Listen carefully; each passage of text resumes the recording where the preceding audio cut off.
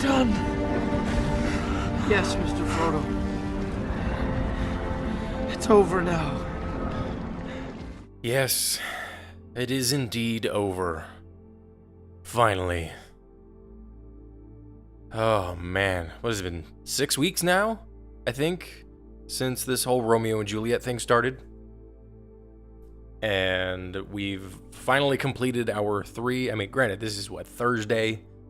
And we completed our last show on Tuesday. Oh my god. The problem with not recording this as soon as I should have is mostly due to the fact that I was sick. And I especially felt it on Tuesday. Tuesday was so bad. Oh my god. It was, even at the beginning, even though I had class earlier and I felt crummy then, between my final class and our fight call at 5:30, I think it was 5:30, yeah. Because the show started at 7:30. We had to do fight call for an hour, then we had to get ready for an hour and all that other jazz. I felt horrible. You know, as time went on, I just felt more and more tired, and it was like,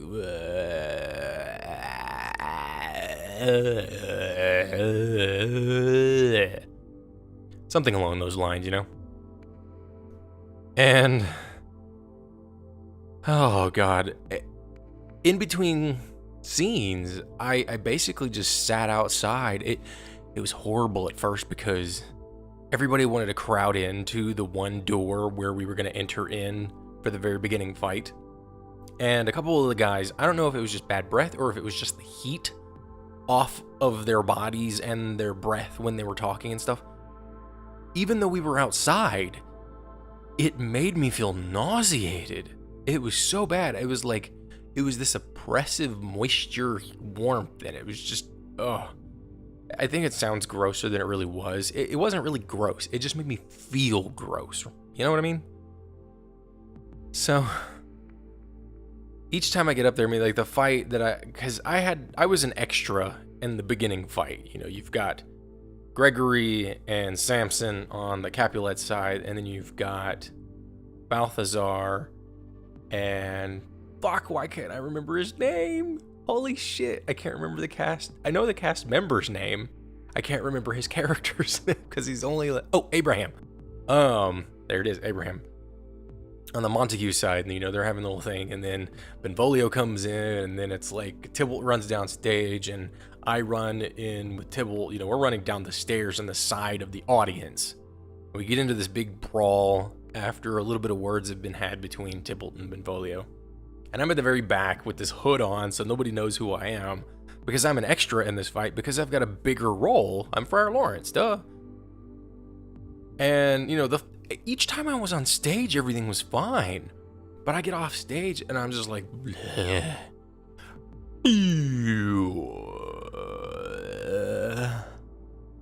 And there were multiple times that I felt like I was gonna puke. It wasn't like significantly powerful vomitorious levels of puke, but it felt like it could get there.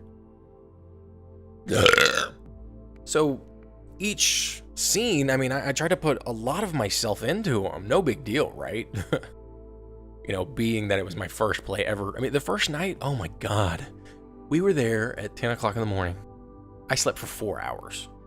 I couldn't get to sleep. It was like Christmas Eve, man. You know, like going to sleep Christmas Eve night and then trying to wake up, trying to get enough sleep for Christmas, you know, when you're a kid.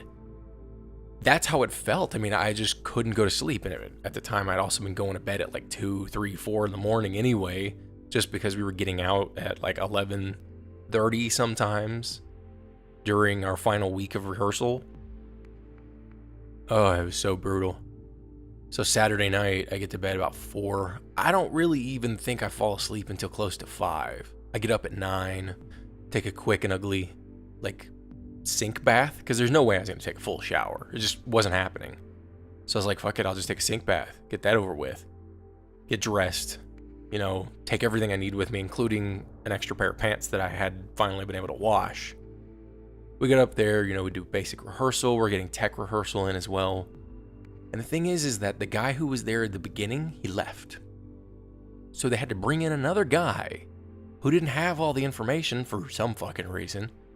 So we basically had to do a full tech rehearsal 3 times because we had to get the new guy to know what to do. And inevitably, we ended up delaying the show an hour and a half. It's like, holy shit. We went the entire length of the show again as tech rehearsal. There were people outside standing there waiting for us for over an hour. The show started at 5:30 on a Sunday. We had people in the back helping us with wardrobe that had to leave because we didn't have, they had schedules and we didn't tell them, to stick around afterwards or anything like that. It was bonkers crazy, but it worked. And we had a decent show. We didn't get a whole lot of laughs out of the audience. It may have just been because they were, I don't know. Could have been because it was our first night. We were all stressed. We'd been up for a while. I mean, I tried to put myself into each scene anyway, just because that's what I felt like I had to do for me. And, I enjoyed it. I didn't really, I think this thing, though, was kind of important. When we were in rehearsals, we all kind of stood there waiting our turn, especially when we were in the back. So to kind of paint a picture for you, right? You've got the stage.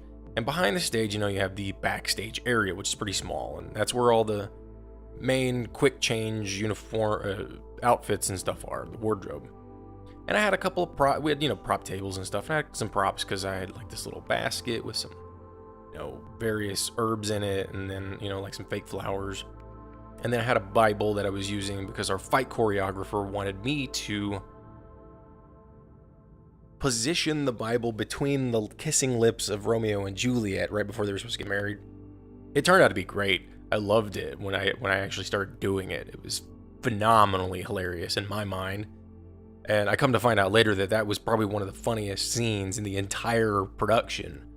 And even though the fight choreographer, he watched us on Tuesday, and people said, "Oh, hey, that was such a great thing that you did with the Bible and blah." I was like, dude, that was our fight choreographer. And they were like, "But you did it." And I was like, okay, that's cool.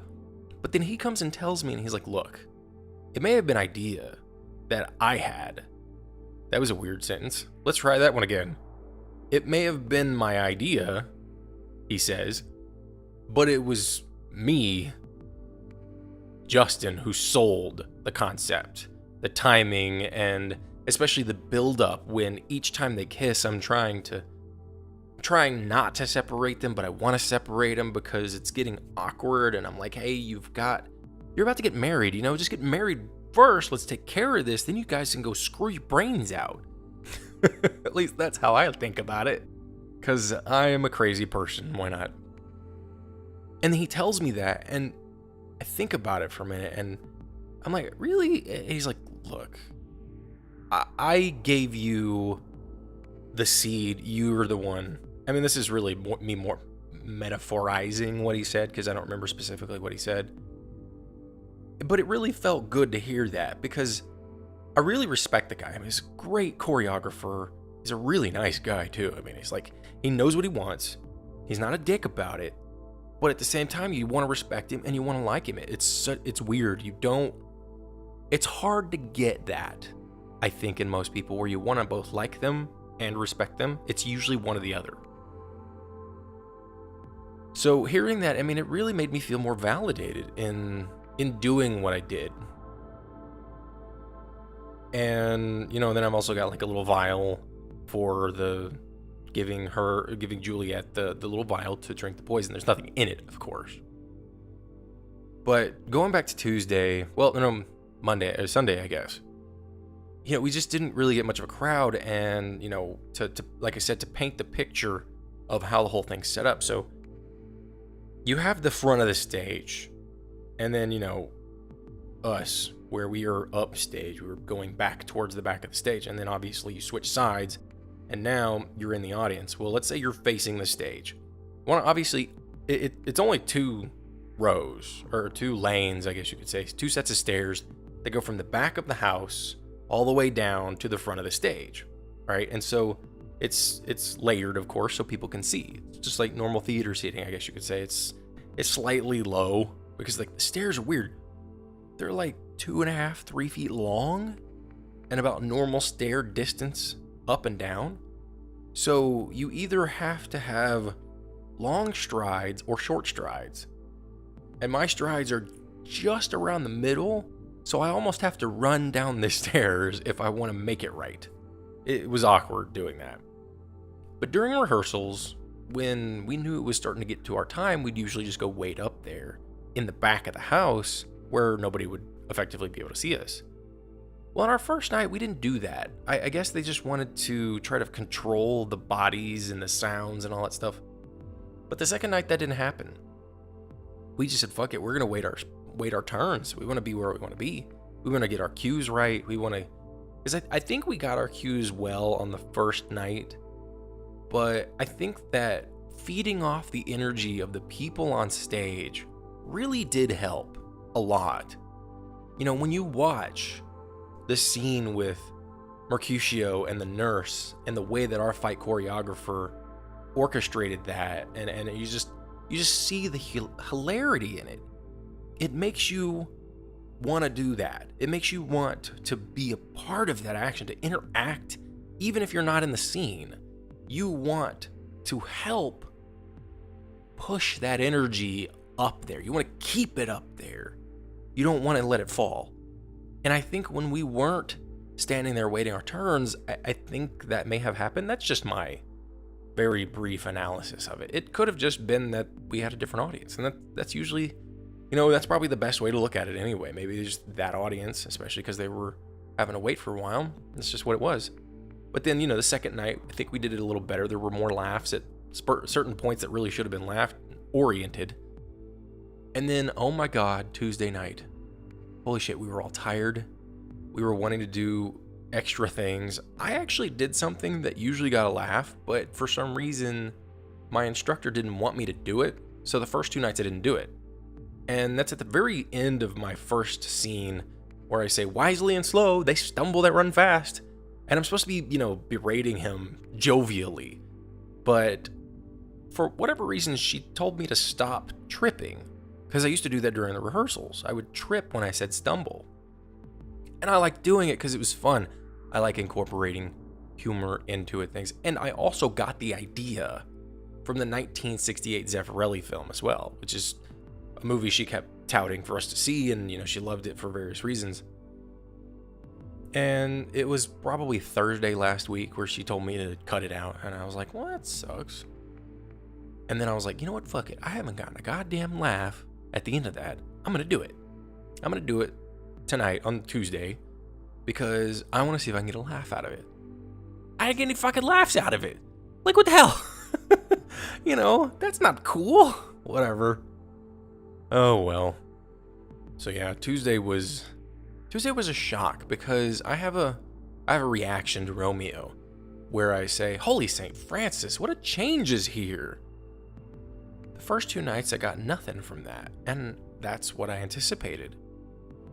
Tuesday, the entire audience bust out laughing. Like, it was so unexpected. And it felt, I mean, it may not have been the whole audience, but I'm pretty sure it was a vast majority because the whole place erupted. And I mean, I know it sounds like I'm tooting my own horn. I mean, this is my podcast. I'm going to talk about myself, of course.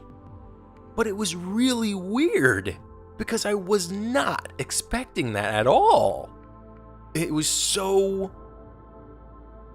weird. It really was. I really don't know how to further explain it without padding the time on this stupid thing. So, having seen my fair share of humorous things, whether it be very short amounts of plays or other people acting in some capacity or another, the one thing that I was able to pick up on very quickly, and I'm glad I did it, and also even during rehearsals when we had people or other performances, because there were funny moments that I had seen throughout the play in the first 2 nights. And I think that was really more the selling point than any other experience. But when the audience would laugh, there would be some cast members who would continue speaking. And I thought, that seems like a bad idea, because then they can't understand what you're saying. So when I got that big laugh, and especially since it was unexpected, I was like, all right, I'm going to wait. I'm going to ride this wave. I'm going to find a point to come on in again, and then I'll just keep going. And it seemed to work. And so, I mean, I guess it was just a timing thing. I mean, people say that, I tend to have a comedic air about myself, especially when I'm just talking to them about things and having a back and forth. I mean, I try to be funny if I can be. I don't want everything to be drama. I mean, drama's fun, especially if the drama being real becomes hilarious. That's cool. But to me, real life is rarely ever funny. At least my life isn't. And so I try to spin it to make it funny if I can. Now, obviously not so much here because I'm not. It mostly comes down to interaction. If I had like a guest on this podcast, or if I had a co-host or something like that, I would be infinitely more funny. Maybe not infinite, that's a big number, but still, you know what I mean. So yeah, it was fun and made me definitely realize how much more I enjoyed the whole experience. I mean, getting a laugh like that it is addicting, I will admit. And maybe that's just yet another notch in the checklist of me being an actor. There are just various things that I want to do and that I want to experience, and these things make sense as somebody, as any actor might want to do. I don't know. I mean, it's all very mind-boggling and eye-opening. I'm still not good at the process yet because I've only just started. I enjoy it to a degree, of course. There's some elements to it that I'd love to have a little bit more help on, like this damn monologue I've got for my voice and movement class. It requires me to incorporate movements, to come up with movements to help sell the idea. And it doesn't have to be literal.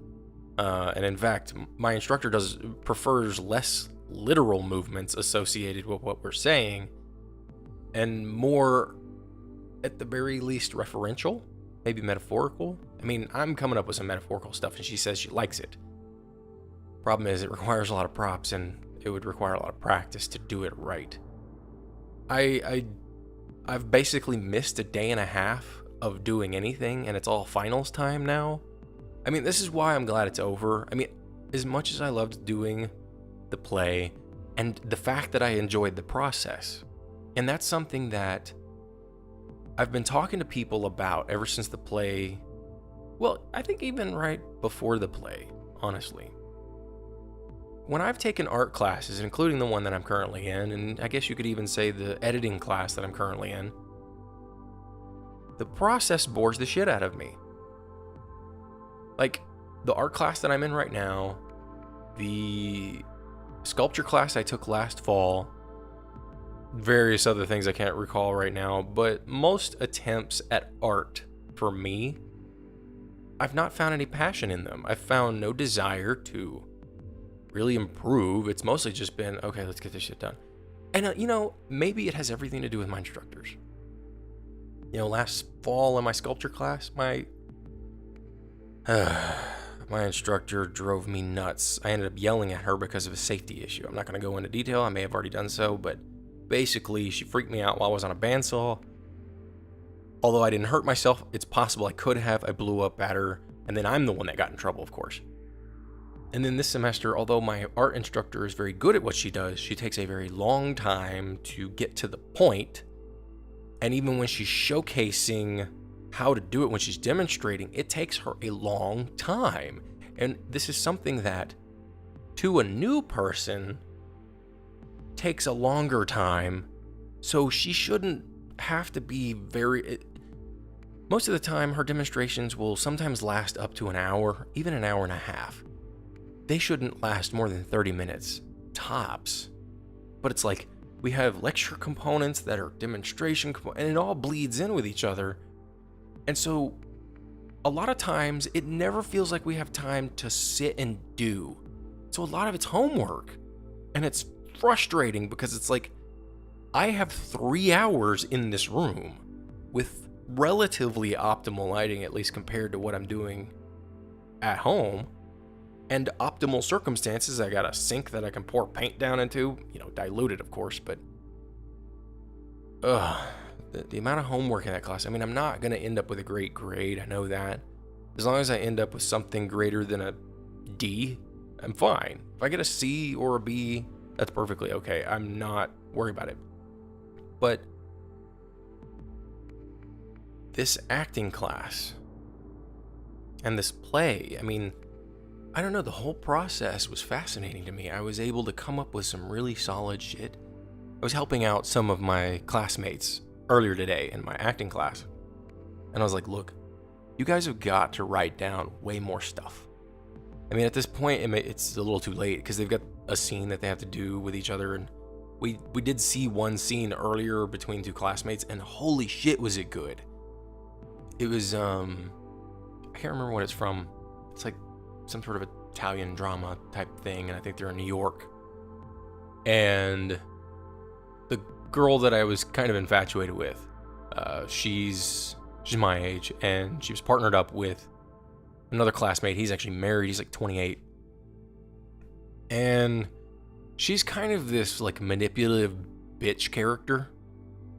And, very sort of almost succubus in the way that the character is portrayed. This sexy, confident, but bitchy thing. This characterization, I don't really know how to really describe beyond that. And then he's, on the other hand, he's a little meek, he's nervous, and he's coming up with pretense. He's kind of sidling up and saying, he's trying to basically say, I'm here for this other guy that you apparently were with or whatever. I'm trying to deliver his message. But in reality, he's there delivering his own message of infatuation, of love, or whatever.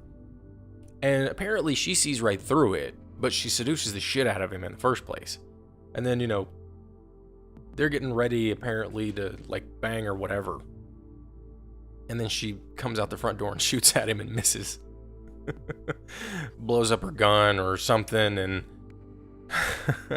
has just, and it like burns her hand because the gun was a piece of crap. And then she gets pissed, and she's like, I should have bought a Smith and Wesson. Man, tripping over my own damn words. But it was definitely well rehearsed, and you could see them talking. He was obviously pretty nervous about the whole situation, and I think it was one of his first attempts at acting. I'm not really sure. And I know she's had experience.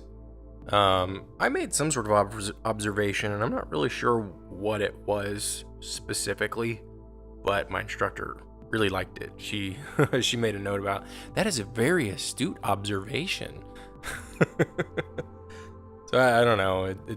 It's been interesting. I think there were some performances Tuesday that I missed out on because, one, she said we didn't have to come to class, and two, I was already feeling kind of crappy. I got to go back to class tomorrow. Well, not class, I guess. I got to go back to school tomorrow so that I can finish editing my editing project, because those have to be played. Yeah, they have to be played on Monday. And I gotta at least do a little work on my final project and my portfolio for my art class. I can do that while I'm there tomorrow as well. And then basically Saturday and Sunday, I need to figure out all the movement crap for my movement class while attempting to also continue to memorize the monologue that's associated with it. I mean, it's funny. Despite the fact that I'm glad that it's over, because I was mostly just because I felt sick as shit and I was tired and stressed, I want to do it again. And our fight choreographer is actually going to be directing a play, and God, do I hope I get in it. I mean, I'm going to audition. I don't know who for. I'm going to give it whatever I've got. Apparently, people like what I do. Classmates, castmates, instructors, etc. I have, what is it, an another director, she's another instructor, and she wanted me in her play, but it's a musical, and I'm like, okay, let's not step it up too quick. I mean, Shakespeare was bad enough. Maybe a Greek tragedy is okay. Oh, God. But I mean, at the very least, I'm trying to do something. And really, that's all I can do is try to do something. And I finally feel like I'm somewhere where I want to try. Whereas with all the rest of the arts, I've never really wanted to try. I like to write notes down. I like to dig in so deep I get on my damn director's nerves. But maybe it's just because I'm actually passionate about something for a change. And if that's the case, well, fuck yeah. You know, let's be passionate about something in life, right?